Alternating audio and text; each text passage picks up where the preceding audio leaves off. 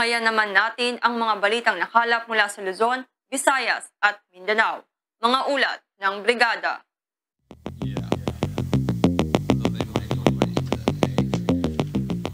Nag-host ang 1st Marine Brigade ng isang General Assembly at Emblem Ceremony para sa mga Marine Reservists bilang pagtupad sa tungkulin at pagpapakita ng pakikipagkaibigan at tulungan sa mga mamamayan.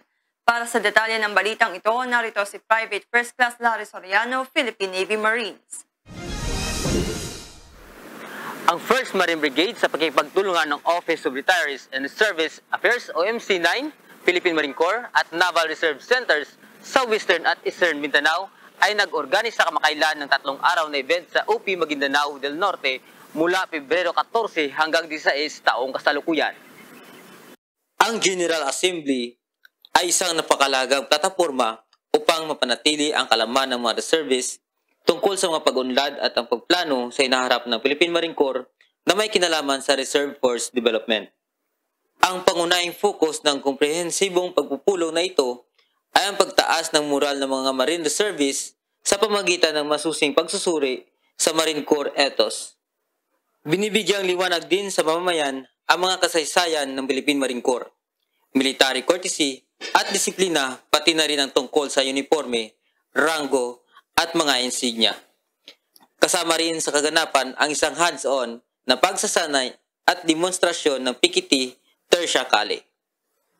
Naglalayo ng event sa pagyamanin ang isang malakas na pakikipagkaibigan sa mga kalahok at kilalanin ang dedikasyon ng mga nagboluntaryong Marine Reservists.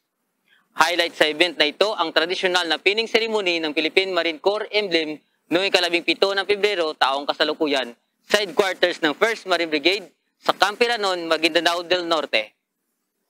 Ang makabuluhang seremonyang ito ay pinangunahan ng kanilang commander na si Brigadier General Eric A. Macambak, Philippine Navy Marines, ang commander ng 1st Marine Brigade, na sinamahan ng mga tinitingalang official at senior non-commissioned officers ng brigade. Ang emblem ceremony ay isang pinakamahalagang tradisyon sa Philippine Marine Corps. Ito ay nangangahulugan ng pagtatapos ng pagsasanay at ang taus-pusong pagkilala ng pangako at dedikasyon ng mga bagong miyembro sa Marine Reserve Force.